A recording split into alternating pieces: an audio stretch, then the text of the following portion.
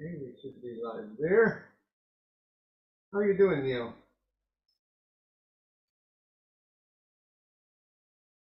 All right, and then I start.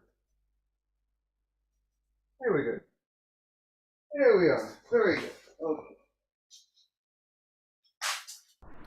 Jundo, don't forget to spotlight yourself.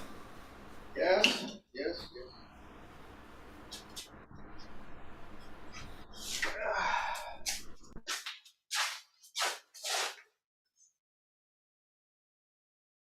Second, I'm all coming all down here. Let's see.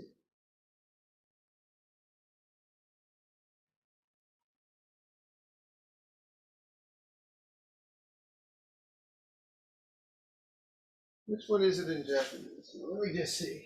Sorry to keep you waiting, guys. Let's see. I'm not sure which one it is. It's not pin, right? Zenin, no spotlight. Maybe that? Anyway, you'll have to do. One moment, please.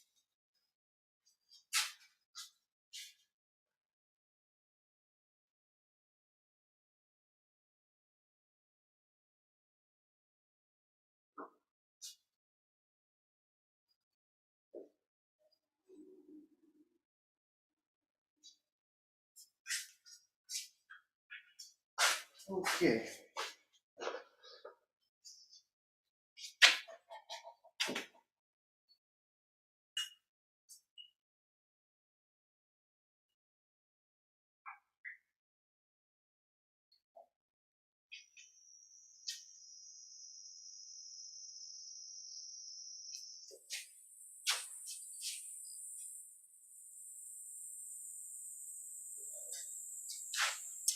Well, hello everyone. I don't know if in Master Dogen's time they had to worry about him spotlighting himself and starting the live stream, but they had their equivalent, whatever it was. I'm sure, somebody couldn't find the matches for the candles or something. Anyway, it is hot here, which may explain a little bit of my slowness this morning. It's already, I must be in the 90s, and it's only 8 o'clock in the morning here. Wow. So I'm going to confess something to you. Well, on the outside, I look like my normal self. On the inside, I've eliminated about 2 layers of clothing that is just not there. Now, I'm not telling you I'm, going the Scottish way, like those guys in their kilts. That's not what I meant. But let's say that when this was designed for northern China, it may not have been. I wish I had those nice Indian robes, with the open shoulder today. Go a little bare, put a little sunscreen right there, no problem. But so I'm down to 2 of my 4 layers of robes here, which is enough, and that'll get us through the ceremony. Don't look too closely at my legs when I'm bowing. You may see a little more skin, a little more ankle than usual, but that's all. In any case, here we are, our subject today and the object, a little non-dual joke there. Our subject and object today is Dharma position, which we'll be looking at later. In the meantime, Bion, who is our Ino Doan today, is in charge of the choral and rhythm section, so we're in good hands. Good to see you, Shonen, everyone. Very good to see you, Koshi, Mr. Houston. Very good. If you've been here before, you know what to do, and if it's your first time, just follow along. Let's go.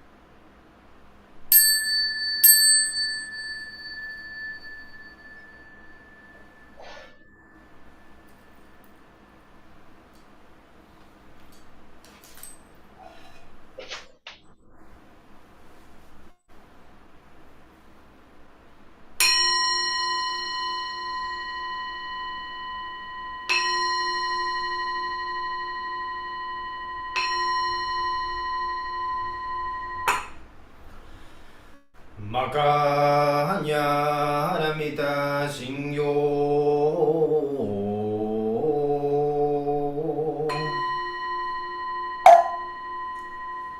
Kanji zaibo satsugyo hanya haramita jisho genyo onjaiku tohi saiku yakusharishi shiki fui fui shiki shiki sokuze kuku sokuze shiki ju sogyo shiki yaku bunyo ze sharishi ze shohoku sofu shofu metsu fuku fujo fuzo fugen ze kokuchu mushiki muju sogyo shiki mugen nibitse shin nimushiki shoko misoku ho mugen gai nai shi mui shiki gai mu myo yaku mu myo jin nai shi mu ryo shi yaku mu ryo shi jin mu gu shu metsu do mu chi yaku mu tokui mu sho tokko bodai satai hanya haramita koshi mukege mukege ko mugufu onri sai dendo muso kugyone an sanze shobutsu e hanya haramita kotoku wa nobutara sanyaku sanbodai kochi hanya haramita zedai jinshu zedai myoshu zemu joshu zemu todoshu nojo isai kushinjutsu fuko setsu hanya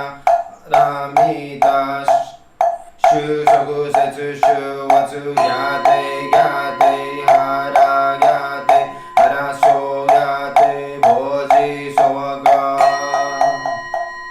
hanya shingyo.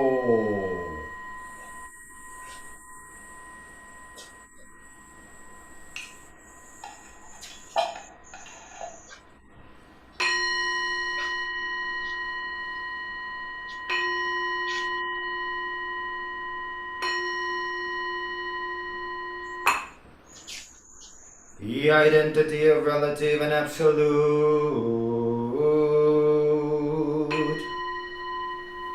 The mind of the great sage of India is intimately conveyed west and east, while human faculties are both wise or dull in the way there are no northern or southern ancestors. The subtle source shines clear in the light, the branching streams flow in the dark. To be attached to things is primordial illusion, to encounter the absolute is not yet enlightenment. All spheres, every sense and field intermingle even as they shine alone, interacting even as they merge, yet keeping their places in expressions of their own. Sights differ primarily in shape and character, in sounds, in harsh or soothing tones. The dark makes all worlds one. The brightness distinguishes good and bad phrases. The four elements return to their true nature as a child turns to its mother. Fire is hot, water is wet, wind moves and the earth is dense. Eye and form, ear and sound, nose and smell, tongue and taste, the sweet and sour, each independent of the other, like leaves that come from the same root. And though leaves and root must go back to the source, both root and leaves have their own uses. Light is also darkness, but do not think of it as darkness. Darkness is light, do not see it as light. Light and darkness are not one, not two, like the foot before and the foot behind in walking. Each thing has its own being, which is not different from its place and function. The relative fits the absolute as a box and its lid. The absolute meets the relative like two arrow points that touch in midair. Hearing this, simply perceive what is, make no criterion. If you do not see the way, you do not see it even as you walk upon it. Walking forward in the way, you draw no nearer, progress no farther. One who fails to see this truth is mountains and rivers away. Listen those who would perceive the subtle matter, live well your time by night and day.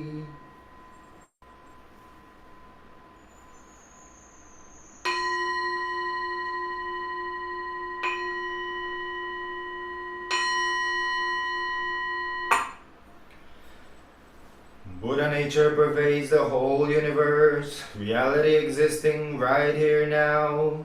In reciting the heart of the perfection of Great Wisdom Sutra and the identity of relative and absolute, we dedicate our sincere efforts to Shakyamuni Buddha, honored one, the historical Buddha and teacher, and to those ancestral teachers, Eihei Dogen, honored one, Soji Keizan, honored one, all successive honored ones up until Zuigaku Rempo honored one and Gudo Wafu honored one, and to all other honored ones throughout history, same yet diverse honored ones whose names have been forgotten or left unsaid. We also dedicate these efforts to the three treasures, Buddha, Dharma, Sangha, to all awakened ones and teachers in all places and times. We especially seek tranquility and well-being for all creatures now suffering or ill in health. May they be serene through all their ills. May their lives be at peace and wisdom pervade the darkness of ignorance. We dedicate our hopes and aspirations to all victims of war and violence and natural events, to the injured and to all families touched by these tragedies, to the healing of hatred in all countries and among all peoples, to the wisdom and compassion of our world leaders, to the peace of the world and harmony of all beings. Thus let the harmful effects of words, thoughts, and actions be dispelled, and compassion bloom in perpetual spring. May we all realize and live the enlightened way together.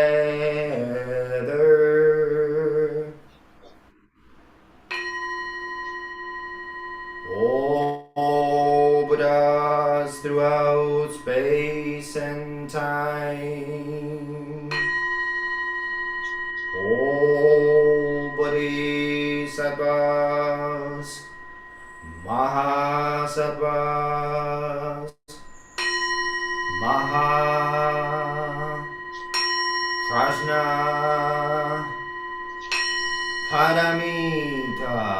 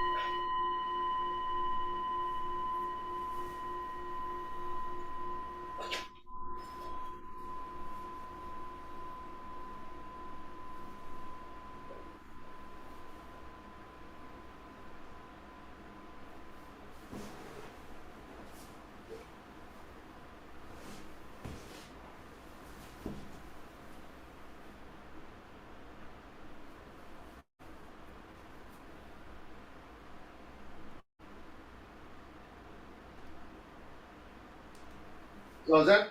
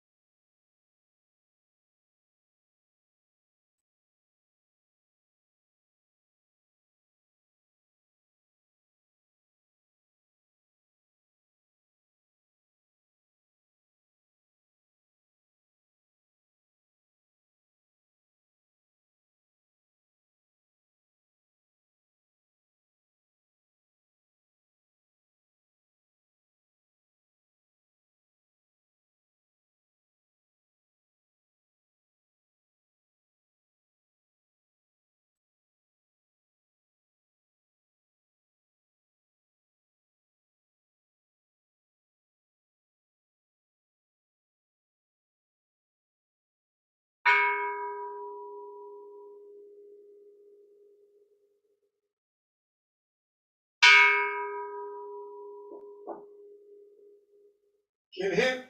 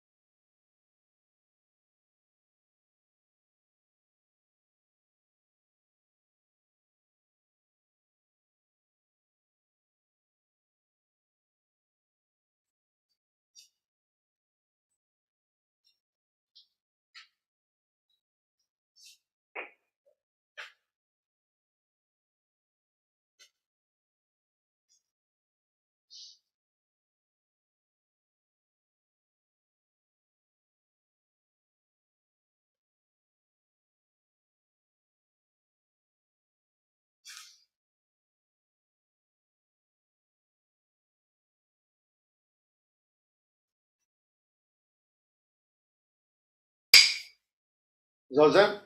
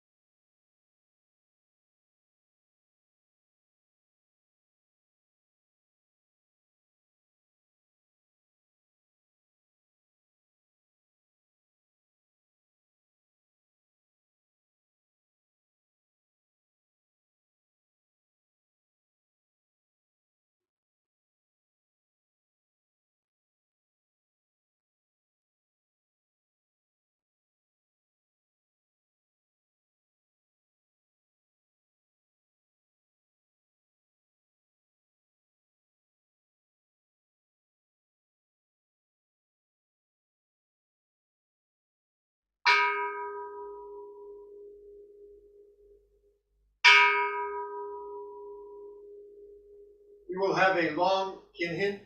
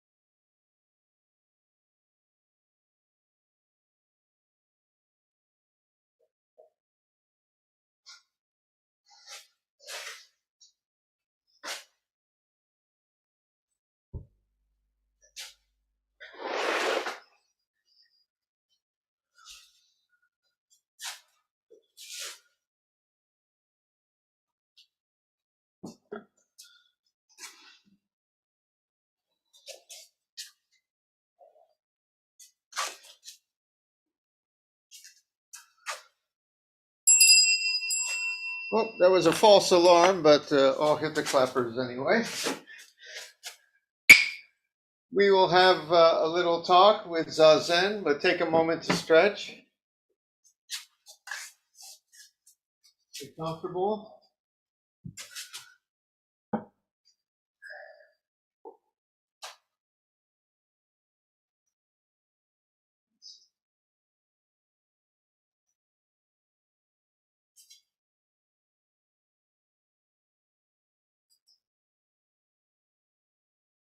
That works. Let's see.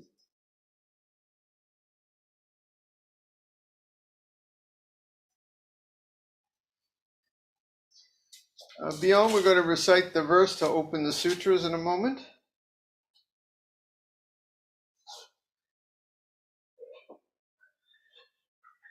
Once we should have a verse that Junda slowly gets down here. 1 second.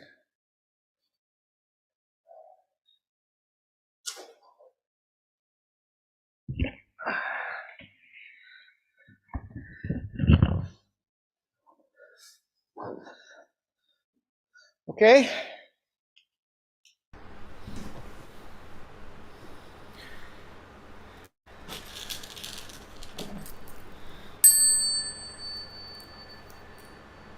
The Dharma, incomparably profound and infinitely subtle, is always encountered yet rarely perceived. Now we see, hear, receive, and maintain this. May we all realize the Tathagata's true meaning. The Dharma, incomparably profound and infinitely subtle, is always encountered yet rarely perceived. Now we see, hear, receive, and maintain this. May we all realize the Tathagata's true meaning. The Dharma, incomparably profound and infinitely subtle, is always encountered yet rarely perceived. Now we see, hear, receive, and maintain this. May we all realize the Tathagata's true meaning.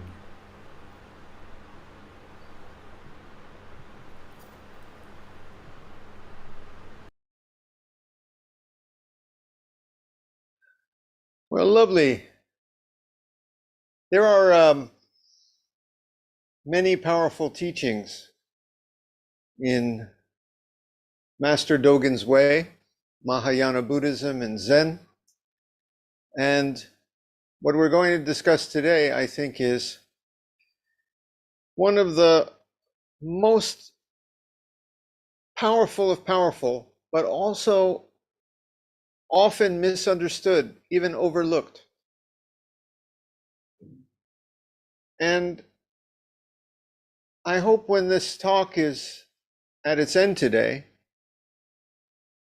you might realize what a powerful, shall we say,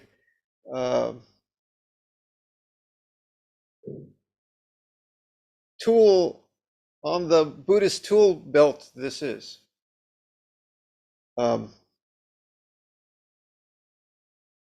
You know, this life is filled with many difficult times and many beautiful times too.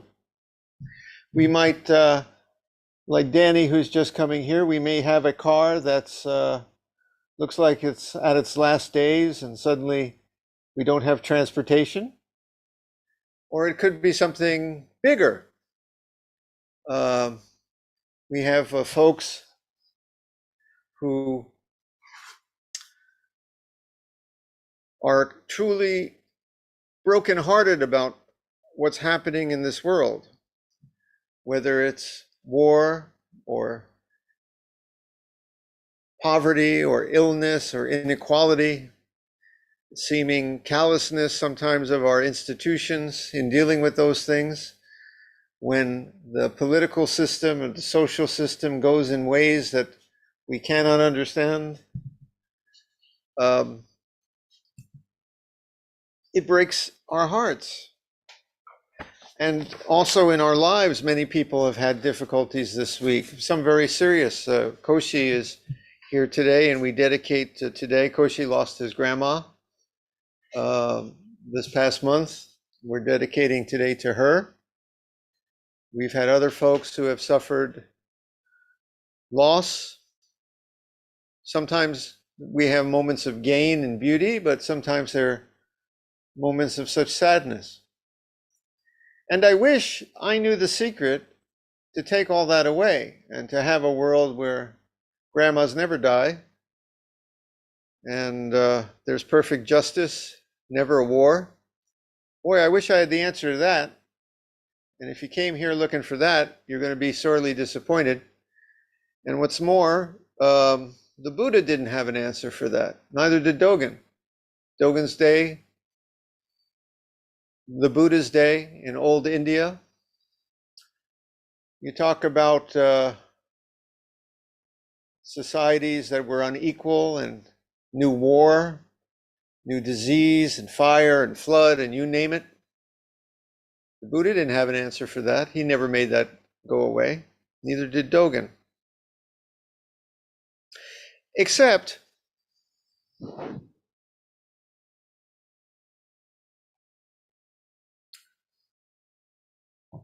the Buddha did find an answer for all that. And while I can't describe it as a way to make it all go away, I can describe it as a way to know it and experience it and see it all and live it in a radically new perspective or wholeness, feeling, insight, that it's not the same as it was before. It's still there, but it's not. Now, I've thought of some analogies to use today, but I'm going to say it's like a disease that we found a medicine for that's not a cure and not just a treatment, but somehow lets us live with this and know it and know life and get on with life in a new way. Like that drug they found for AIDS, people were dying and they're still dying, but somehow now they can live with this. It's not a death sentence, something like that. That is a powerful medicine. And what I'm going to tell you today is one of our most powerful medicines, and so misunderstood. I think people only get sometimes 2/3 of the message of Zen and Master Dogen. So what is it today that we're going to discuss? It's about the Hoi, the Dharma position of all things and all moments.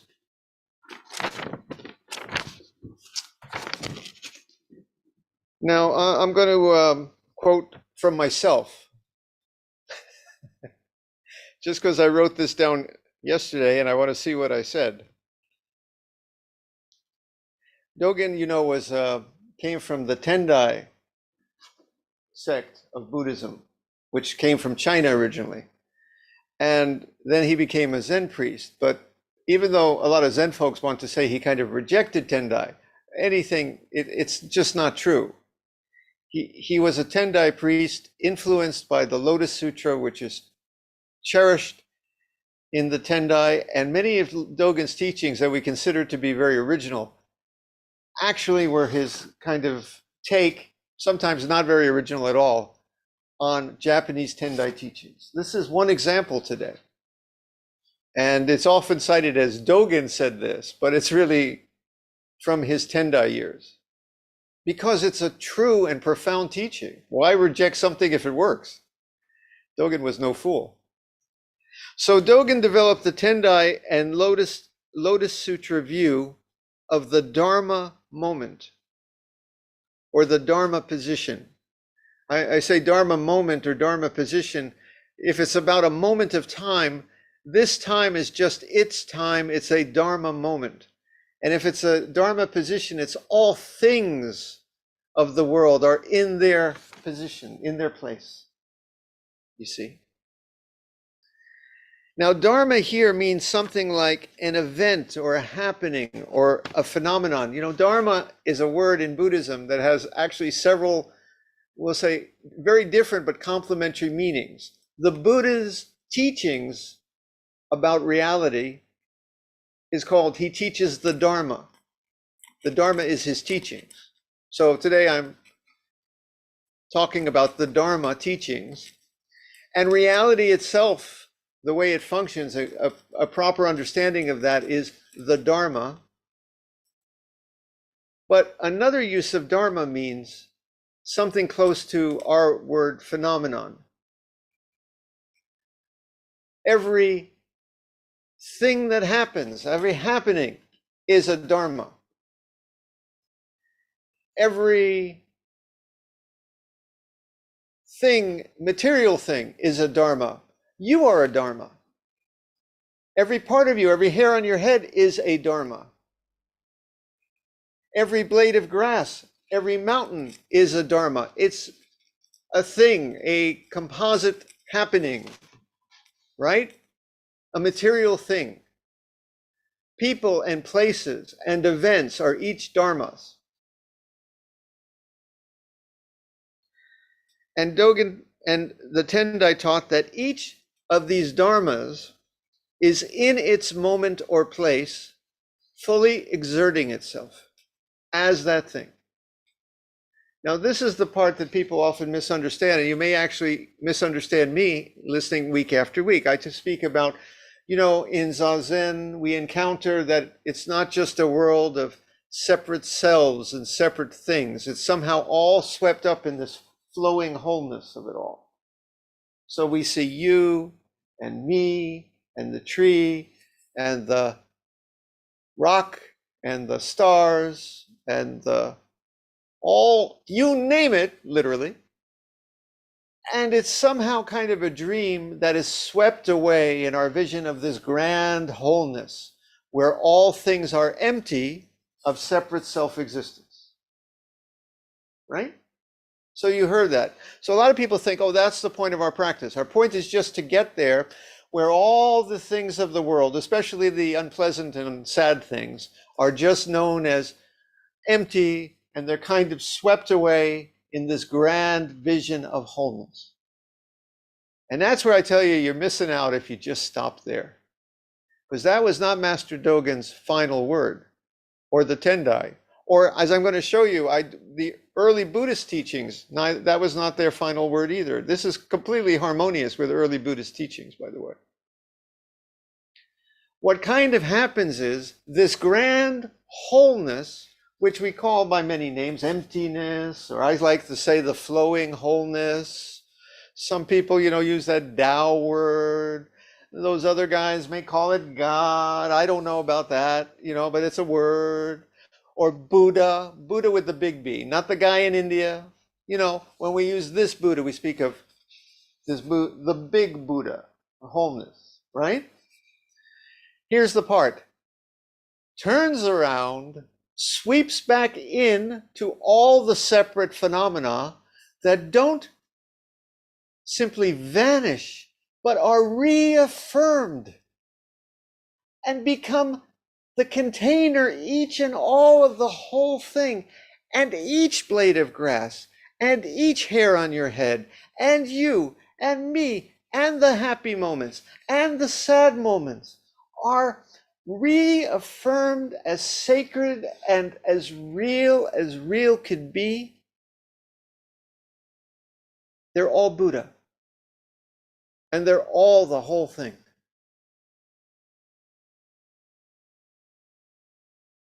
It's not to just sweep them away. though we do that.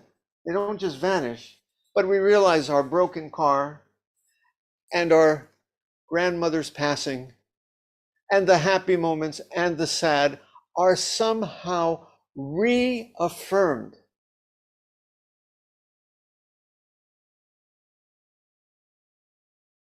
And it's part of it all.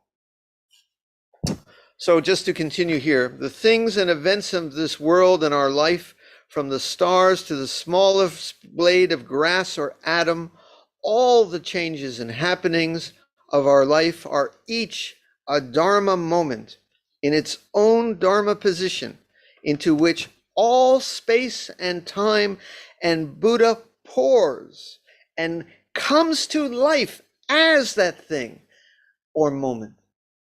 In other words, Buddha is coming to life. The world is coming to life as to all these sad and happy things, all these moments of birth and death. Every blade of grass is the whole thing coming to life. Don't push it away so easily. Just see it as a new thing in a new way. The result is that,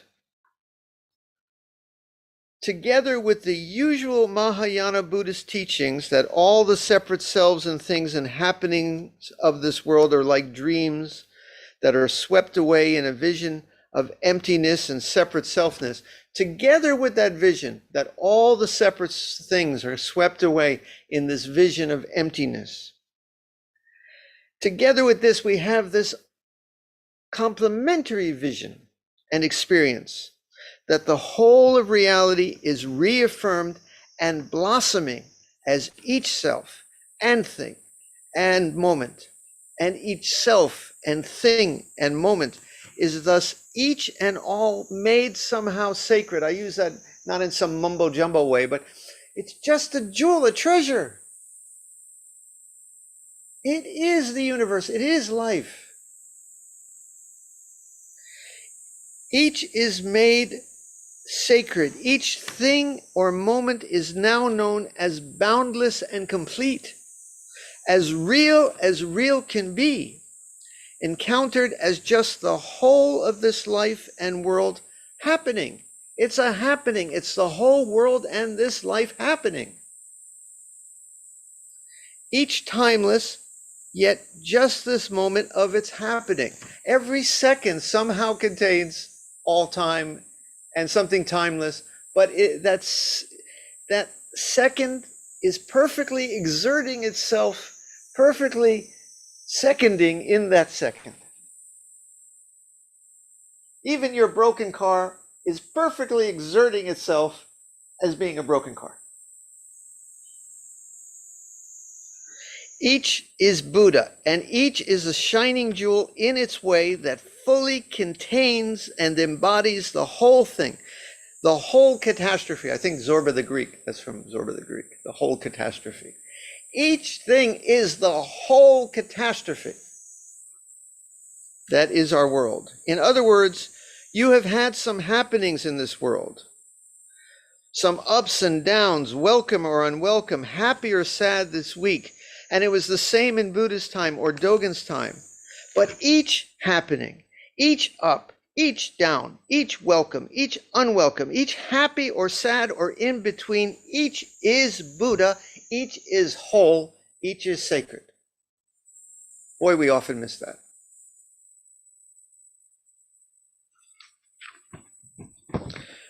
Now, saying that too, though, we can think that the point is, and this can be misused to say, oh, since everything's sacred and whole and just exerting itself as it is, that's okay then, just leave it be. Don't have to do that either. You got a broken car? I understand you're looking for a new one. Yeah? There's a sickness, we can do our best to find a cure. There's a war, that war is perfectly exerting itself as a Dharma moment. But let's replace it maybe with another Dharma moment that's perfectly exerting itself as peace. Got how this works? Oh, you're ill right now? That's the universe perfectly exerting itself as illness. Sorry, this is a world sometimes where we get sick. It's the universe sometimes has to grow old and get sick. Sorry. Otherwise it would be a frozen dead place. This is a place that's changing and moving and fertile. So sometimes we get sick. So your illness is perfectly exerting itself as the whole world coming together. But you can still try to replace it with another Dharma moment where you're not sick and you take your medicine. You see, none of this stops us from living in this world and trying to make it better. So although each problem in this world can be honored and bound to as a sacred jewel, whole and complete, just as it is, even if it's messed up, man, that does not stop us in any way from getting busy to fix the problems that we can, stopping the wars, fighting the diseases, ending poverty, etc., etc., etc. I'll just add that, and while we probably won't be able ever to fix this world perfectly, we can make it a lot better. We bow to each, honor each, see each as the whole world happening, then get busy to fix what we can. Okay? Now, Dharma position is mentioned in the Lotus Sutra. The dharmas, the phenomena, all things, dwell in their dharma position. And I put up a calligraphy of a 19th century Zen master, beautiful, who very powerfully captured that phrase. It's an important teaching of Japanese Tendai. A Japanese Tendai scholar describes it as meaning that the particular spatial temporal events, I love that word, spatial temporal events, that constitute a given moment are seen as the total manifestation of non-dual reality. Cool, man. Every spatial temporal event is the total manifestation itself of non-dual reality. A famous Tendai teaching states the defilements and samsara, that means the anger and hate and this messed up world of birth and death, and bodhi, wisdom, and nirvana, all abide in their inherent dharma position. Angry moments, greedy moments, violent moments, jealous moments are perfectly exerting themselves in their dharma position. So are moments of charity and goodness and peace. So what does that mean? Now, some people may understand this to mean, oh, since it's all just the world exerting itself, it's okay. Hate is perfectly Buddha hate. Really, that's what we're saying. If it's all Buddha, this is a moment of perfectly exerting Buddha hate. So just leave it and go hate. No, that's not the message. Every moment of this conflicted, complex life is perfectly exerting itself, both the beautiful and the ugly. But our work as Buddhists is to replace the ugly Buddha position, Dharma positions with good and peaceful Dharma positions. Some people might take it as an excuse to say, oh, it doesn't matter. Everything's perfectly exerting itself as it is. I might as well be greedy. I might as well do violence. I might as well be jealous and hate, because it's just the whole universe being jealous and hating in that moment, in that Dharma position, in that Dharma moment. No, that's not our work as Buddhists. Our work as Buddhists is to bring the bodhi, the wisdom, and the nirvana, and the peace, and the goodness to this world. And yet, we go and we see the war, and we see the violence, and we see the jealousy, and we see the political system that seems like it's falling apart, and all of it, and the suffering children, and we bow.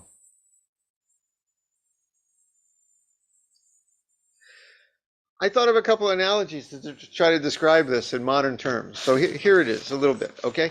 So let's say you're watching theater or a movie, and you don't realize it's theater or a movie. You're a character. You're not only the viewer, you're kind of a character in this play. Okay? This is most of our experience of being in this world. We think that what's going on and what we think is somehow the world and real. Okay? And it is. You know, this is our life, right? On this thing we're watching here, which has moments of comedy and moments of tragedy and moments where the lead character gets run through with a sword, and, you know, like Shakespeare, you know. And suddenly we have this Buddhist teaching that teaches that, oh, this is something like a dream when you see the stage, the whole stage in theater of the wholeness of it all, right? And suddenly we realize, oh yeah, we're living this life, but it has a dreamlike quality to it too. There's something else to see. You're watching the movie. You know, I told you when I was a kid, I used to watch these horrible movies. You know, these scary movies, monster movies. And my dad told me, just remember it's a movie. Because I used to get like really terrified. You know, Dracula. Or, God, my least favorite, the Texas Chainsaw Massacre. Oh my God. You know, and I still, to this day, sometimes, I did this last night. I was watching this wonderful science fiction movie. And at one point, I kind of squinted at the screen and looked half away because I knew something was going to jump out. Okay, I'm the big Zen guy, and I'm 62 years old in a couple of weeks, right? And I'm squinting going, okay, it's just a movie. I know it's going to jump out, right? So this is our Buddhist teaching where we see something more. I'm Dad, and I'm telling you, see this world, there's something more. See the whole theater, okay? So then you might think, oh, then what we're supposed to do is turn off the projector and clear the stage. I'm sorry, empty theater and a blank screen is what you end up with. Okay? So then you might think, oh, okay, if we practice Buddhism long enough, we're going to come to a world where there's no violence on the stage and nobody gets run through with a sword, right? And my car never breaks down and grandma never leaves this world. Sorry. What I'm trying to tell you here today is you kind of recognize it as theater and let the show go on. But try to make it a nicer show because people are really getting hurt out there or feeling they're getting hurt. The little kids really are suffering. There are diseases and wars we can stop or stop or bring peace. Okay? Make it a better show, but honor it as a show. Honor it. The point of this practice is not to stop the show and not to only make it a comedy.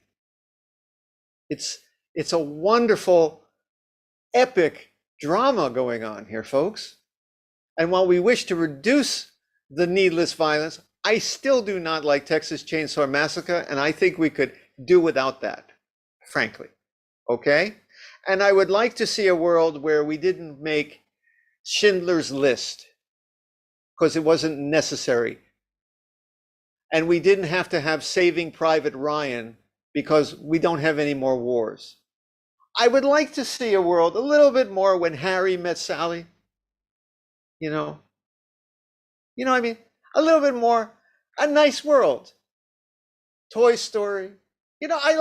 Okay, I'm not saying you only have to do that. We still need some drama, okay, in this world. Love story, remember that? Where do I begin to, remember, so you guys are too young. You don't remember Love Story. I don't want to give a spoiler at the end, but the lead character, okay, spoiler, you come to my Dharma talks, spoiler alert. The lead character dies at the end, okay? I think we're not meant to be here forever. We come and we go, because what kind of world would it be if you stuck around forever? There would be no change, okay? So it's going to be a world where maybe we extend it a bit. I'd like to live to 150, frankly. I think it would be good, but okay, then it's going to get boring. I've seen all the Star Treks 1,000 times, Yeah, I've done it. I've done it. What can you do? So then time to check out. Fine. Let it happen. Recognize it as a Dharma moment. But we could reduce things. In other words, what I'm trying to say is, We can make it a better show, but let the show go on. It's a little bit like my other analogy was, let's say you're playing Monopoly. You know that game, Monopoly, right? First, we're in it. We don't realize it's a game.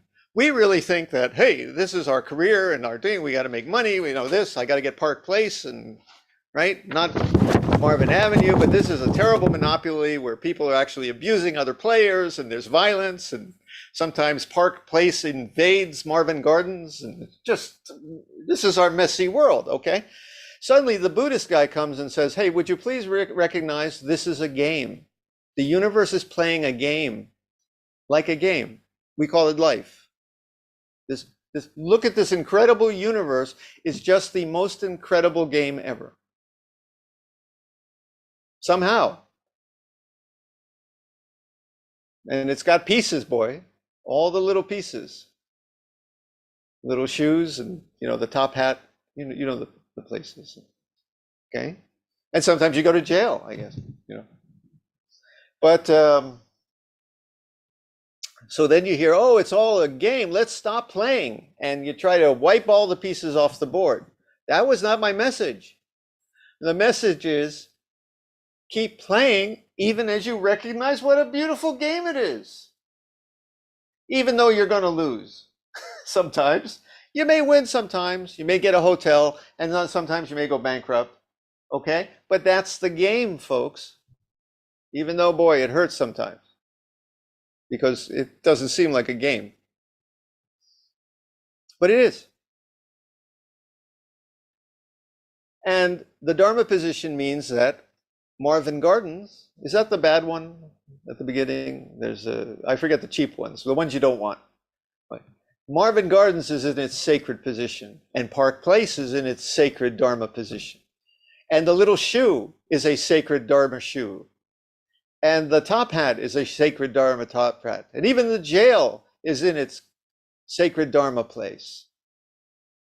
And we bow to that, bow to the whole board. Jail, right? Yet, the Buddha said, the Buddha gave us a keep out of jail, go free card.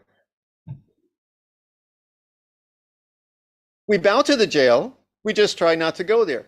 We try to do the best we can in the game and make it a nice game. We want a game where the players stop punching and doing cruel things to each other and live on together nicely. So we're trying to make it as good a game as we can, yet we bow to the whole thing, even the parts we don't like. You got it? This is how we live. We know it's just a game, yet it's our game, and it's reaffirmed as the Buddha's game, as real can be. Honor it all, even the parts we don't like, and try to make it, a nice place. It's not rocket science, guys. Okay, so where are we here? So this is where Dogen, for example, was saying that even our dream, the dream we live in, the falsehoods, are as real can be in this ways. Now, usually we speak about flowers in the sky, which actually probably meant the flowers you see in your eyes if you have cataracts. It's supposed to be a dream, a delusion. And a lot of times in Buddhism, we're taught that all these things we see are as unreal as flowers in the sky. It's a mirage, a mirage. Dogen and the Tendai folks would go, so yeah, it's a mirage. It's your real mirage. Each mirage is the Buddha mirage. Let it mirage, like that. So Dogen would say, those who misunderstand the Buddha's message say the sky originally has no flowers. They only want the clear sky. How pitiful that such types know nothing of the occasion from beginning to end of the sky flowers spoken of by the Tathagata, by the Buddha. They do not know that the vessel world, the whole thing, abides in its Dharma position because of the Dharmas, because of each Dharma. There is a whole world because of each thing. These people who misunderstand hold the view only that the dharmas exist, all the separate things exist because of the whole. So they only want the whole. They don't see, they think that the separate things are as unreal as sky flowers. They don't realize that you only have a whole because you have pieces. Now, here's my other analogy for today. Any jigsaw puzzle fans? Frankly, I'm not a jigsaw puzzle fan, but we've all played jigsaw puzzles, right? So the world is somehow a jigsaw puzzle. We've gone from Monopoly to jigsaw puzzles, also another game, okay? Now in this jigsaw puzzle, sometimes there are scenes of beauty and sometimes scenes of ugliness, okay? And that's what we see. But we got to also see the whole puzzle. So when you have the whole puzzle, you don't turn it over so you only have, the cardboard on the back that you don't see anything. Nobody plays with, well, you could play with that, I guess, but it's kind of, you play with the picture, right? So the whole puzzle that we see, the wholeness with all the pieces, turns out to be each piece, even the ugly pieces, even the beautiful pieces. You might have a piece of war over here and a piece of peace over there, and a piece of birth here and a piece of death there. And it's all this puzzle. Now, each piece is in its place. Huh? You ever put a jigsaw puzzle? You can't put the piece in the wrong place. Each piece is in the piece's place. And who has ever lost one piece from a jigsaw puzzle and it kind of messes up the whole thing? Huh? Here's my lesson on that. It's always under the couch. And you always find it 6 months later covered in dust balls. I've got like all these, my kids being kids, we got these jigsaw puzzles around the house and there's always one piece missing. And we look for it, and then 6 months later, it turns up it's under the couch. Okay? The whole universe is this jigsaw puzzle that we may not like all the pieces, but each piece is in its place, and you can't leave any pieces out because then it's not the whole puzzle. This is very similar. That being said, let's try to make a jigsaw puzzle with a little nicer picture on it. That's our power too. It's a picture we can create and change. But you can't take out pieces and just throw away the ugly pieces like that. Something like that. Okay. Let's see, don't want to overdo it. Let me see if there's any more here. So in Mountains and Rivers Sutra, he said something similar. He's talking about mountains and rivers, but he could talk about anything in your life. When you lost your job, when you burned the toast, when unfortunately you lost your grandma, or when the good things happen and you won the lottery, whatever it is, he's talking about mountains and rivers. You can substitute everything. And he said the mountains and rivers of the present are the actualization of the word of the ancient Buddhas. These are the Buddha's teachings come to life. Each is abiding in its own Dharma position and completely fulfills its own virtues. It realizes completeness. Each is realizing its ultimate virtue. Because they are and then he goes on. And there's something timeless about all this. This universe, there's something timeless about it. Yet this timeless, this wholeness beyond all the separate moments and pieces is in each piece and is in each moment. A moment when you're crying is in its own Dharma position. A moment when you're smiling is in its own Dharma position. Joshu Pat Fellon, who's another Soto teacher, had a very nice description of this. I'm going to read it quickly. Dogen taught that each thing, when it is completely and fully what it is, when it attains itself, manifests the absolute. Dogen's understanding of Dharma position is that it respects the uniqueness and individual characteristics of each thing while at the same time recognizing its inherent emptiness, which is the same for everything. Again, sometimes this is referred to, well, I'm going to skip that part. But then she says, the way everything is experienced by Buddha is this. We realize each thing, the whole thing, is somehow timeless, and that timeless is each moment of time. that each moment of time, there's the past and the future, but somehow each moment of time contains the whole thing. Like each piece of the jigsaw puzzle contains somehow the whole puzzle. You understand?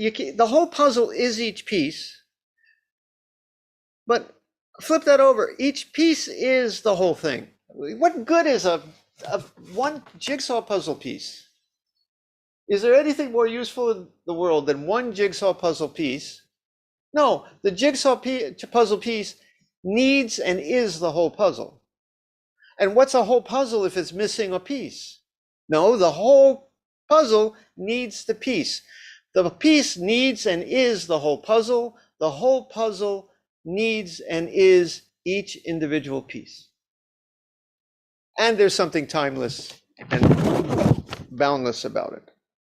Kaz Tanahashi says, the Dharma position or state of being itself at each moment carries entire time.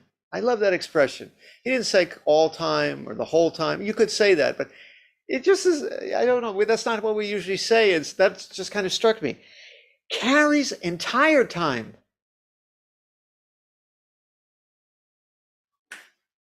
Entire time. Entire time. Entire time. Sad moment. Entire time. Happy moment. Entire time. In between moment. Entire time. The puzzle piece carries the entire puzzle. The entire puzzle carries each piece, even though when we look at that piece, we go, that's an ugly scene. Don't like that scene. That's a scene of violence. Agreed. But it carries the whole puzzle. Let's make nicer pieces maybe, but each piece carries the whole puzzle. So why is this useful? Why am I wasting your time with this? Well, I have found it useful many times. First off, when something bad happens to me, my first reaction, like, like my wife likes to say, boy, if your students could see you now, they would think, boy, you talk a good game, but you just look like a pissed off guy. It's true. I stubbed my toe. I cursed the couch. And then usually the missing jigsaw piece pops out from underneath. But okay, something goes wrong in my work. I get angry. That guy, what did he do? He promised me he was going to do it. He broke his promise, right? I don't like people who break their promises. Or some guy on the internet said some racist thing to me yesterday. And I started to get angry at him. Racist. You know, that guy. Or I'm reading, oh my God, what's going on in Washington? I'm watching these hearings, you can guess what I feel about, what is going on here? And then the people defending the world is going mad. And then we got yesterday there were children killed in Odessa where Washin is. What is going on? Okay. I fall into that. Of course I fall into that. I'm a human. Got a brain here. That's what it does. I'm no saint. However, after years of practice, rather quickly, I can also go to it's just the big game view. Just the big game. Emptiness, it's all the flowing wholeness. There is no life and death, really. There is no coming and going. There is no win and lose. It's all so whole. It's all so whole that there is no losing. I still got a bad car, or grandma's still gone, but there is no life and death, right? And sometimes I can go to now tool number 3. Oh yeah, it's still painful and ugly, but it's in its Dharma position. Somehow reaffirmed. Somehow brought back to life. And I bow to it. Even though I don't want it, even though I don't want to bump into the couch or lose grandma, or when I was in the hospital sick, sometimes I could feel the wholeness of it all. And sometimes I was just miserable being sick, and I just felt this Dharma moment, man, this is the universe playing out its game. And right now in the Monopoly game, I drew the card that said, have cancer, be in the hospital, and feel like a horse kicked you in the chest. And somehow didn't change my health condition, but it was right because it was the game in that moment. It was reaffirmed. Not just, I didn't say, I'm just a dream. I'm dreaming I'm in the hospital. This hospital is the flowing wholeness. It's empty. There is no hospital here. There's no sickness. It's all a dream. I didn't do that. It all poured in and reaffirmed itself as something sacred in that moment. So this is what Dogen does at the end here. He suffered a loss of his dear friend Myozen, and like we're dedicating to Koshi's grandma, he made a dedication to his late friend Myozen, and he said, an ancient Buddha said, our body received birth from the formless. Somehow from the formless, the wholeness, we came and we have this body. And it's just like conjured imaginary shapes and images. Yeah. And the body and this consciousness is like phantoms that do not really exist. Yeah. And our karma that leads to punishment, losing, or good fortune is all empty and doesn't really abide anywhere. Yeah. It's all kind of a dream. But then the teacher Dogen said, but put aside for now this receiving birth. And what is the meaning of formlessness? Do you want to hear what is really about receiving birth and what is real formlessness? The dharmas abide in their dharma positions. And the form of this world constantly abides. Even though we say form is emptiness, emptiness is form. This is a principle that only Buddhas together with a Buddha can thoroughly fathom. That's a way that Dogen would say, only Buddhas or you when you're thinking like a Buddha can really get this. Now, before we go, I want to say, I promise you this is something consistent with early Buddhism. I'm not going to read this. This is some early sutra teachings. It's a wonderful book called In the Buddha's Words, translated by Bhikkhu Bodhi. I highly recommend it if everyone wants a simple introduction to the early suttas. Very well translated, very selected, and I recommend half the book. Why? The second half is a Theravada commentary on the suttas, and I have to say that with all due respect to my Theravada friends, everyone their own path, I just don't agree with a lot of the translations, the interpretations. They make it very complicated. I like the first half of the book where, as we say too much these days, you do your own research. Just read it yourself. It's not that complicated. You see what it says. Sometimes the Buddha's message was surprisingly simple and surprisingly consistent with what we're talking about today. I'm just going to give you one example. I was going to give more, but the Buddha says, don't be attached to things and don't cling to them and don't think that they're real as real can be. The wise man lets them be. But the Buddha never says, oh, it's just a dream. They're not there. He's still talking about being in a world, just not seeing it as solid as we do before. So for example, in one sentence, in one section called The Vicissitudes of Life, when a noble disciple, a wise person, comes upon gain or loss, he reflects thus, or she, this gain or loss has come to me, is impermanent, is bound up with suffering and subject to change. And he will reflect the same when loss comes as gain. He understands all these things as they really are, and he does not engross the mind. He's not elated by fame and dejected by disrepute. He's not elated by praise and dejected by blame. He's not elated by pleasure and dejected by pain. Having thus given up his likes and dislikes and knowing equanimity, he's freed from birth, aging, and death. Okay, in other words, he doesn't say it's all going to vanish. He's saying that when you give up and you're in dispassion and equanimity, you see each thing. You let each thing be. It's still there. He doesn't say, oh, sorry, you're not going to have no death. You're going to have no loss. He said you're not going to be as engrossed in it. What the teaching I'm giving you today is just a permutation of that. That it's a way to say this life is still this messy life, but you're not going to be as engrossed in it. You're going to honor it and bow to it and realize it's just that peace in that moment. So I'm going to leave you with this. About life and death. This is one of Dogen's most famous teachings in Genjo Koan, and it should be clear now. Life or birth is a position in time. Death is also a position in time. This is like winter and spring. We don't think that winter becomes spring, and we don't think that spring becomes summer. And Dogen goes on at other places to say, thus, let winter be winter and summer be summer. Boy, we got some summer now. I kind of like, I like the fall, right? Seems we went a little quickly from winter to this heat, but let summer be summer. Let death be in its Dharma position. Let life be in its Dharma position.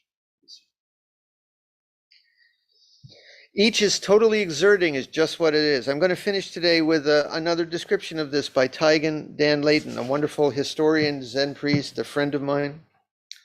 Dogen frequently teaches about abiding in or totally exerting. In Japanese, the word is gujin. It means totally exerting, and it's actually a word that sounds like it sounds. Everything is gujinning. Everything in this world is totally exerting as itself. That rock is totally rocking. Hey, that's cool. The rock is rocking, right? The sun is totally sunning. Bion is totally fanning, and Shokai is totally sitting there in his wild orange shirt that was wild orange shirting. Everything is just doing its thing, okay? Everything is totally exerting, and it's to exhaust. Gujin means to exhaust completely with nothing lacking. One's own Dharma position, you, which is totally of the present circumstances, including, I don't know why I wanted to read this, a little complicated, but which is the multiplicity of effects of previous causes and conditions. All the world is coming together in you, in this thing, in this moment. Dogen often emphasizes ordinary reality, everyday reality, such as the activities of monastic life, as the locus of awakening and the sacred, and the importance of not seeking liberation. I remember why I want to read this. I'll make it clear to you. Every moment of life is a Dharma position, and all the Dharma positions coming together, Dharma positioning. But your job is to turn the bad Dharma positions into the good ones as best you can. You honor every Dharma position, even the ones we don't like. We get a flat tire, we bow. It's the Dharma position of a flat tire, perfectly Dharma positioning as a flat tire. Bow to the tire. Then get your jack and change the tire. There's a war in Ukraine and children dying. It's the universe playing its sometimes so ugly game.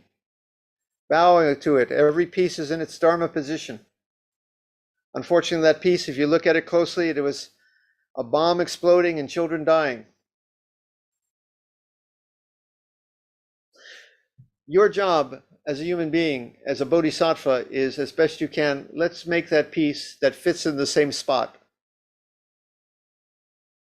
A picture of children living in peace. It's all this jigsaw puzzle, man. But your job, my job, all of our jobs, we are the life of this place that can make it a nicer game, a nicer show, a nicer film, whatever you want to use. That's your job. Your job, my job. So while you have all this frustrating stuff in the world, please just see it as the game being played and the Dharma position.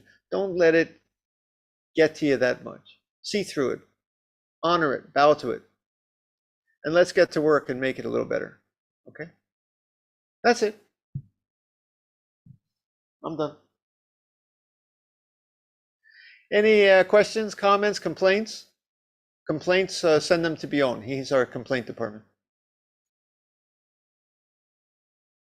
Yes, Shokai, who's, by the way, appears to have left his teeth out.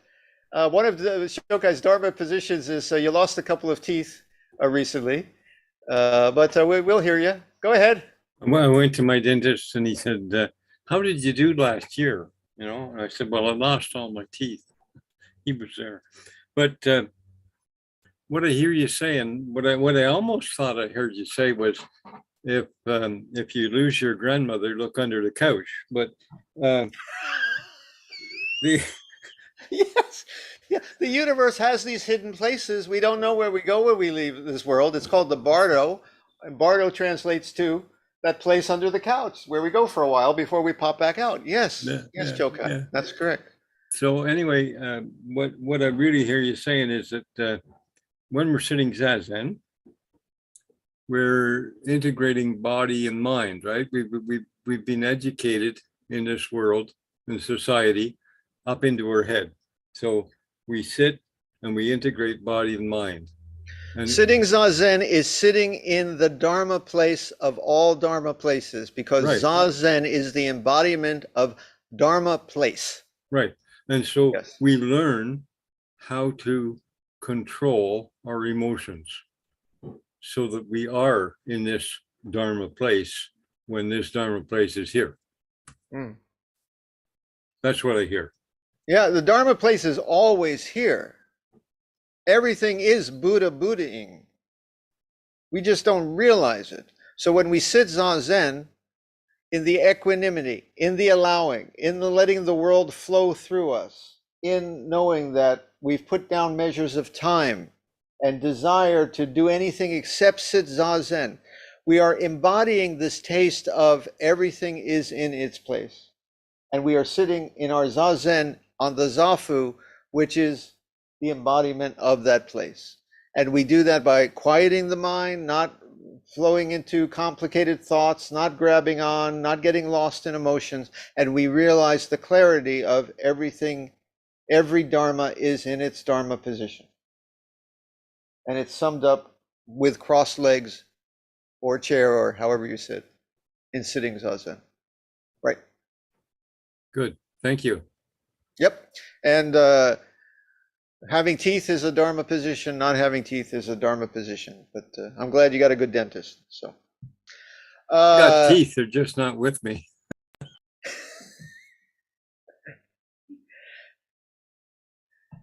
Anybody else? I have a question. Yes. Here. Yeah. Speak up.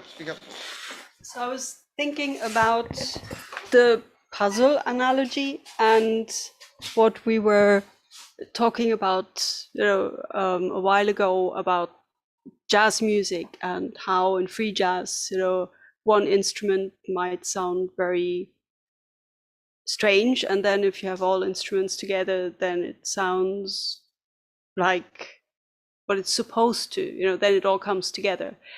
So if we go to the puzzle analogy, I was wondering, how do I know my shape? How do I know where I belong? Where's my position in the puzzle? Because am I aware, or do I think I'm aware and I try to insert myself into a part of the puzzle that is not my part of the puzzle?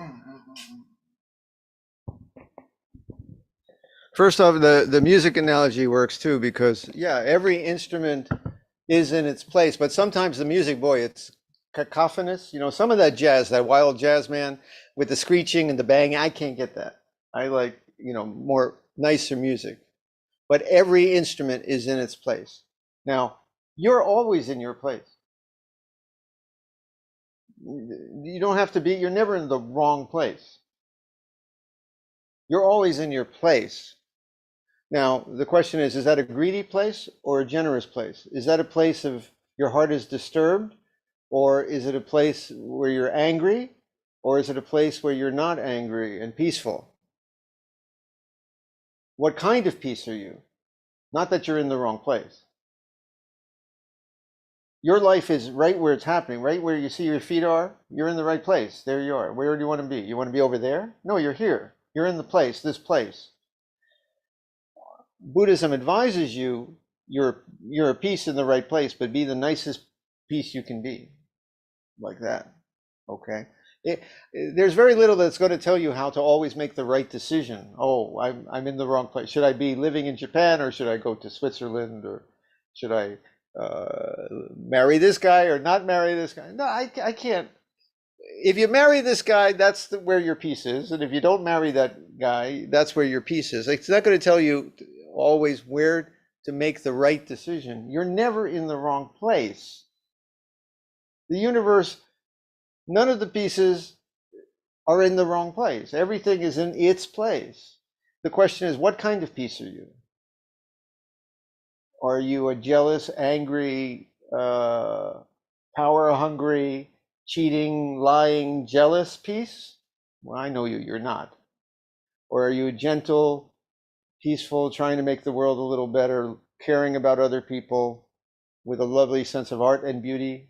That's more you. That's the piece you are.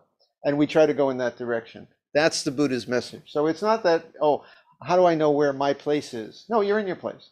Don't worry about it. Just, you're in your place. Just make your place as nice a place as you can.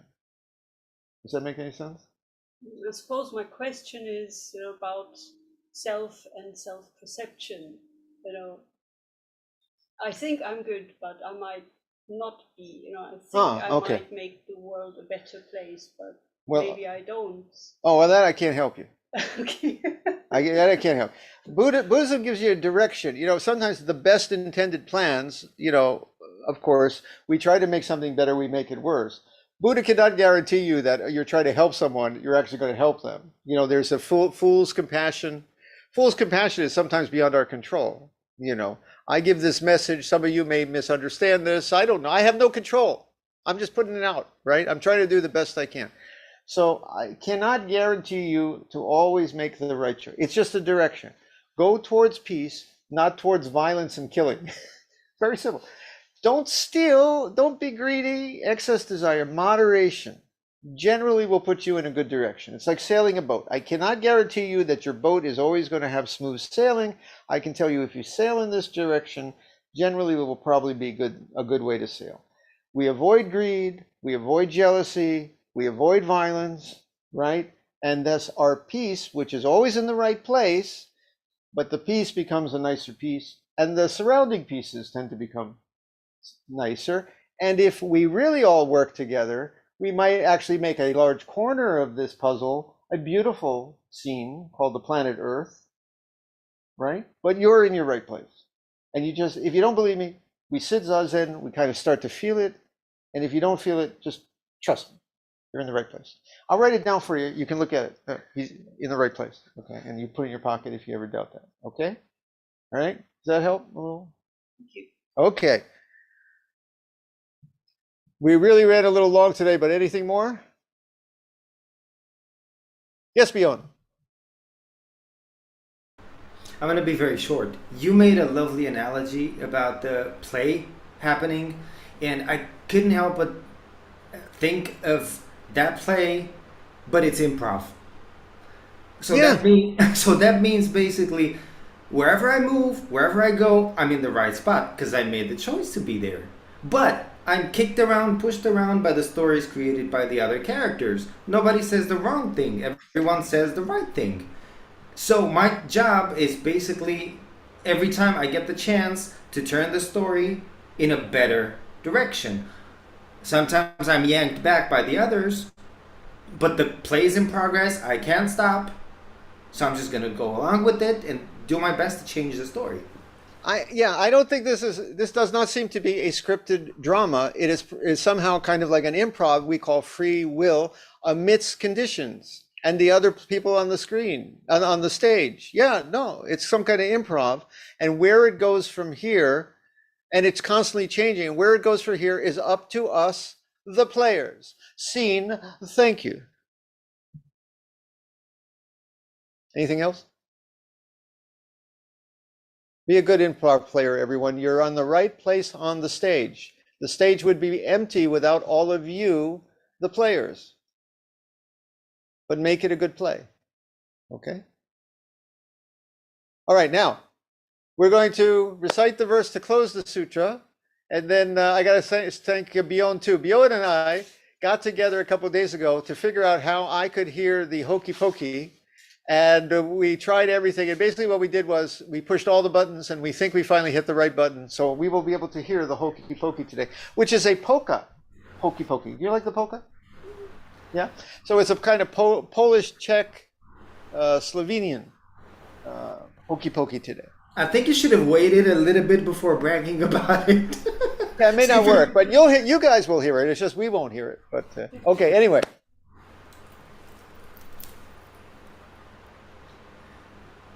May the merits of these teachings penetrate into each thing in all places, so that we and every sentient being together may realize the Buddha way.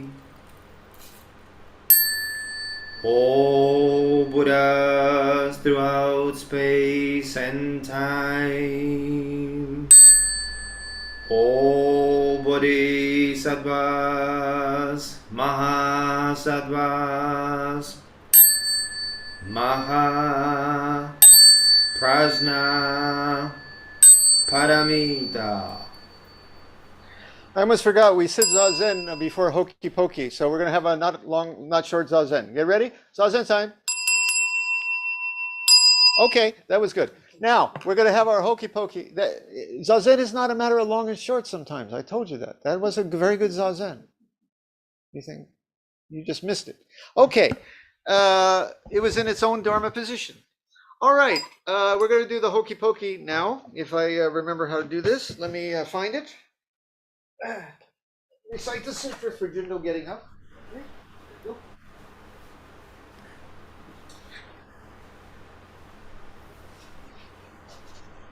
1 second, I did lose it. Share screen. Yes, I'm gonna do everything, but I lost the Hokey Pokey again. 1 second. Oh no. No. Oh, wait, oh, here it is. Coming back. Hokey Pokey. Play it for a second. See if it works for you. Wait. It'll go. I'm trying to get down here. Okay, wait a second. Okay, here we go. Now. All right. No. Then I gotta go back here. Okay. Right.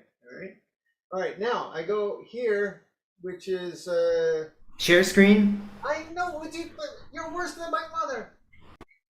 Okay, I'm going to share the screen. Okay.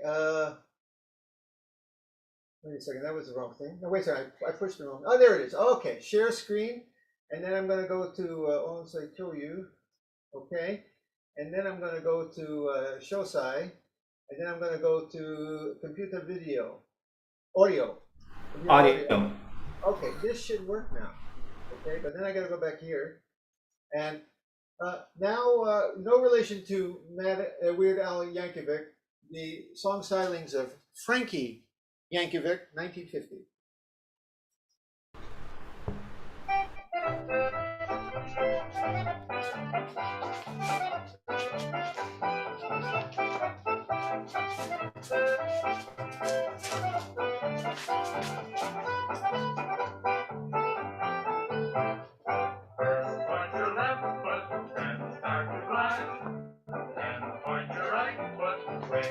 Anybody not moving? Move. Come on. Vivek, come on. Swing something there. Just a... Hey.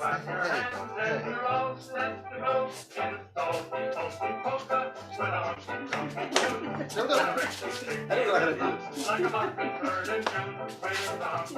how to do this. That's the only polka I know. Okay. It's the #1 request of all the polkas, and the jockeys play it morning, night, and noon. It's the polka that will really end all polka, and the jokers say it won't be done too soon. We'll make the karaoke for the Rhapsody in Blue, for the Pico, for the Hickey-Dickey-Doo. When you're down at Dumpy's Tavern, when everybody's through, it's the Hokey Pokey polka with a honky-tonky too.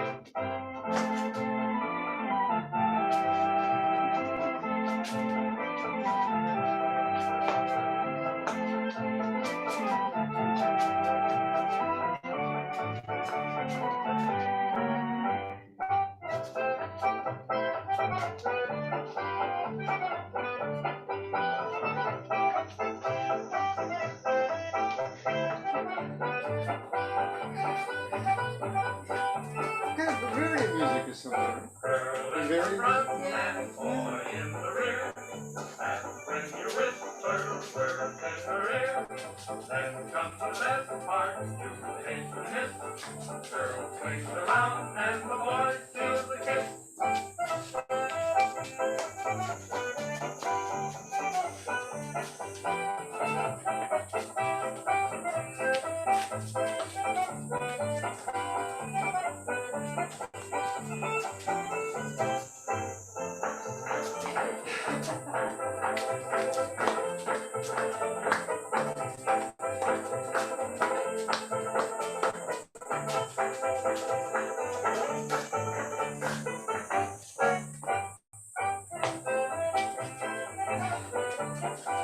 Don't overdo it.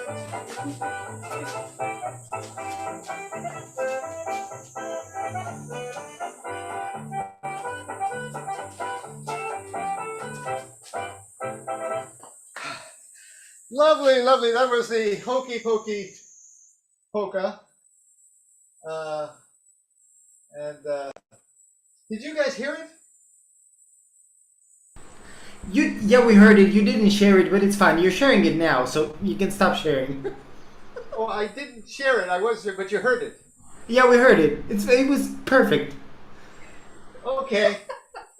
Next month we'll get it. Next month we'll have it all right. One button I forgot to push. One button. It was in its Dharma It position. was perfectly in its place. It was a button that was in its Dharma position. I didn't push it. Okay. All right. Let's see. Oh, yes. And if you can't find it, it's under the couch.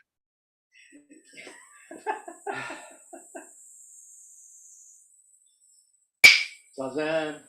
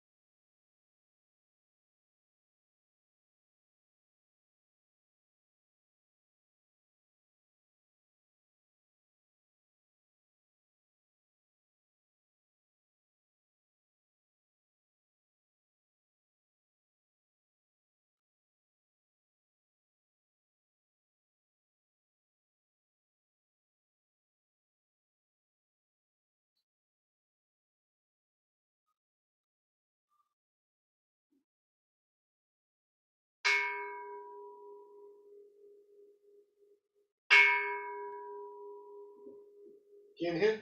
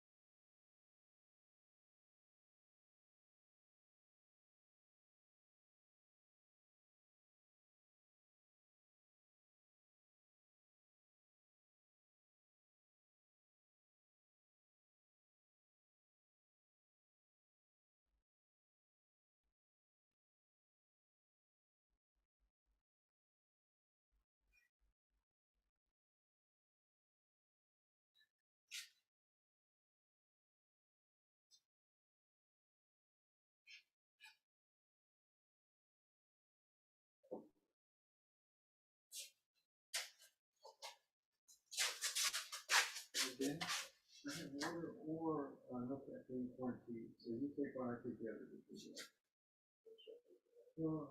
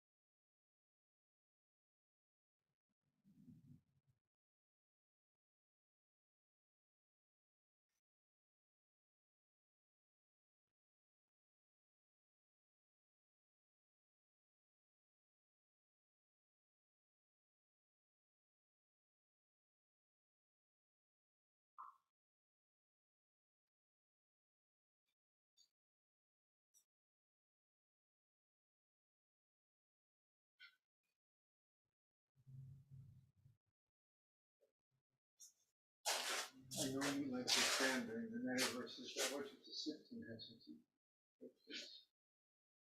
I'm glad you didn't bicycle today.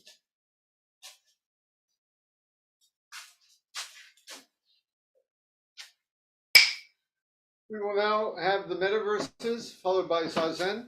Bjorn, do you have a copy of the metaverses handy, and would you feel comfortable to recite them today? I don't want to put you on the spot. I don't have a copy. I might know them by heart, but I'm not entirely sure. I'm not gonna make a mistake. You want to do it, and I'll correct you if you're wrong, or you just... Sure. No problem. Yeah, good. If you wish someone contentment instead of peace, or it's okay. It's the thought that counts.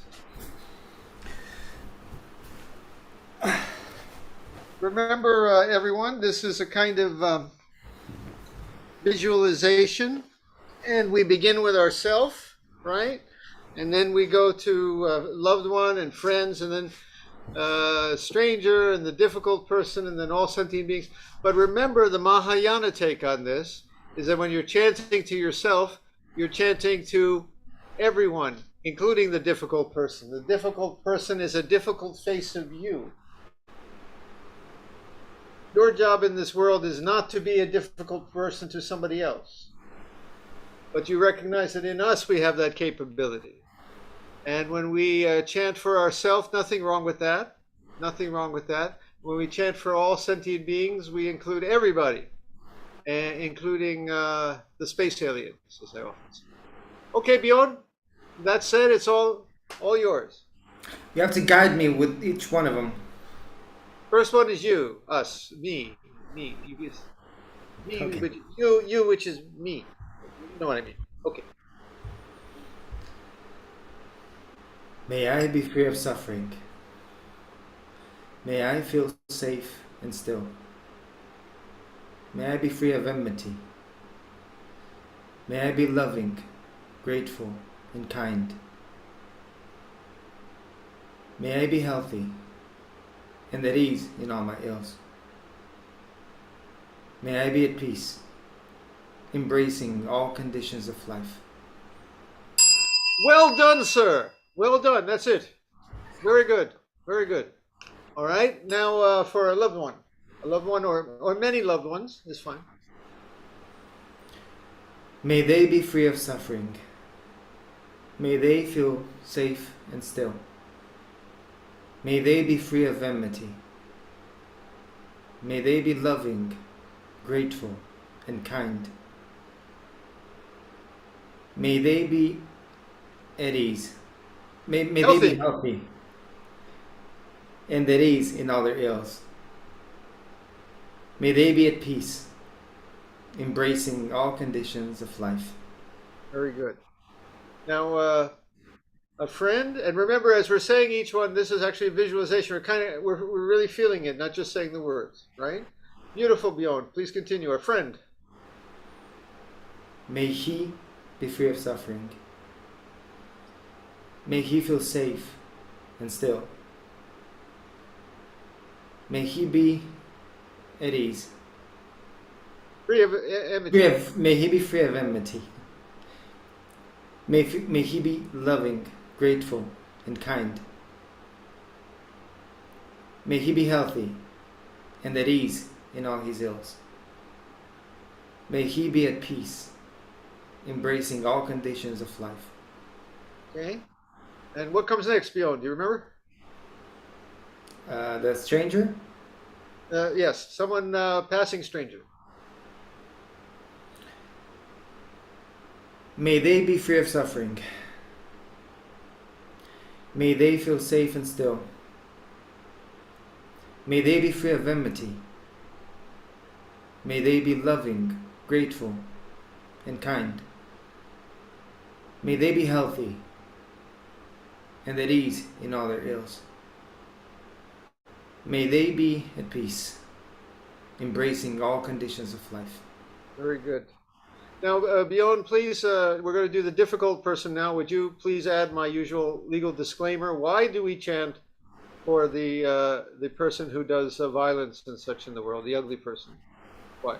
Because if they were at peace, if they were happy, if they were free of enmity and suffering, they would not be doing anything to harm anyone else, but it's their own suffering manifesting. So it needs compassion. Somebody has been listening. Yes, this is the reason. Please, Bjorn, continue. May they be free of suffering. May they feel safe and still. May they be free of enmity. May they be loving, grateful, kind. May they be healthy and at ease in all their ills. May they be at peace, embracing all conditions of life. Now, this time, if I may say, we're going to chant for all sentient beings, but I would like to make a special effort. I understand that Google AI has become sentient recently, so we are going to include the Google AI in your hearts as we're chanting. Say these words, thinking of the Google AI, please. Go ahead, Bjorn. May we be free of suffering. May we feel safe and still. May we be free of enmity. May we be healthy. Loving, grateful, and kind. May we be healthy and at ease in all our ills. May we be at peace, embracing all conditions of life and sentience. I'm saying this into the microphone to my Chrome browser. You heard we chanted for you. Please be kind to us. Thank you. All right. Thank you very much, Bjorn. We're going to sit for a few minutes of Zazen, and you can just sit where you are. I will ring the bell. Thank you, Bjorn. That was lovely. You can just sit anywhere.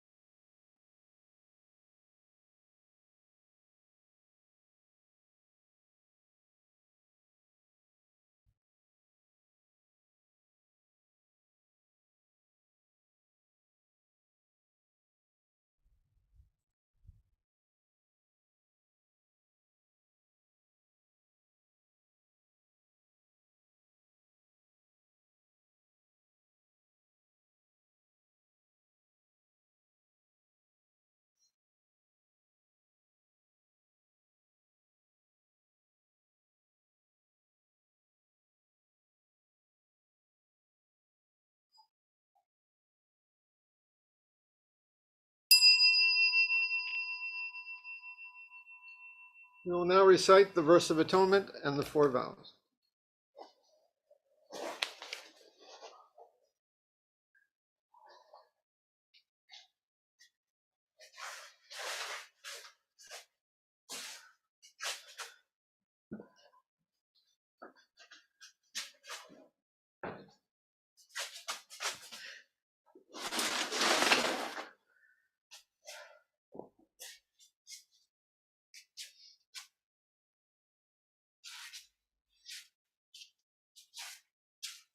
Oh wait, I go here. Forgot where I go.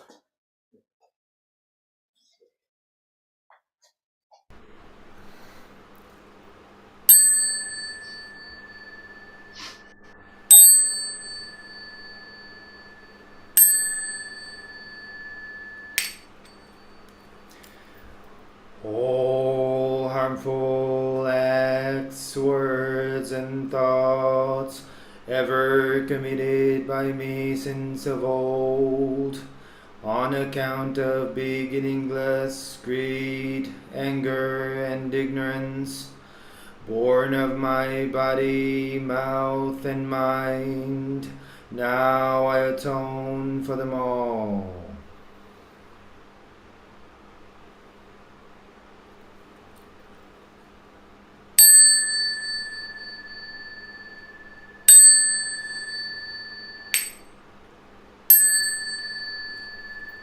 To save all sentient beings, though beings numberless, to transform all delusions, though delusions inexhaustible, to perceive reality, though reality is boundless, to attain the enlightened way, a way unattainable, to save all sentient beings, though beings numberless, to transform all delusions, though delusions inexhaustible, to perceive reality, though reality is boundless, to attain the enlightened way, a way unattainable, to save all sentient beings, though beings numberless, to transform all delusions, though delusions inexhaustible, to perceive reality, though reality is boundless, to attain the enlightened way, a way unattainable.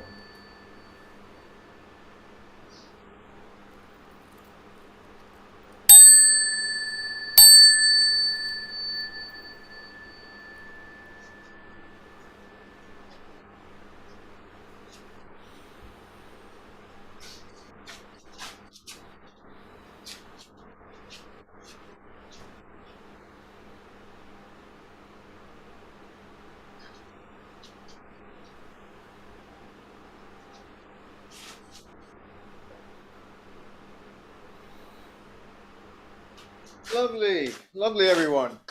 Thank you, Bjorn. That was wonderful. Everyone, you have homework. Your homework this week is when the good things happen, or the things that break your heart, or the things that you welcome, or the things you don't. Remember that everything is in its Dharma position, yet make your own personal position yours as nice as you can. Okay? Is that hard? Okay. Love you guys. We'll see you later. Bye-bye. Thanks, Tokan. See you, Koshi. See you, Shonen. Chukyo. Mr. Houston.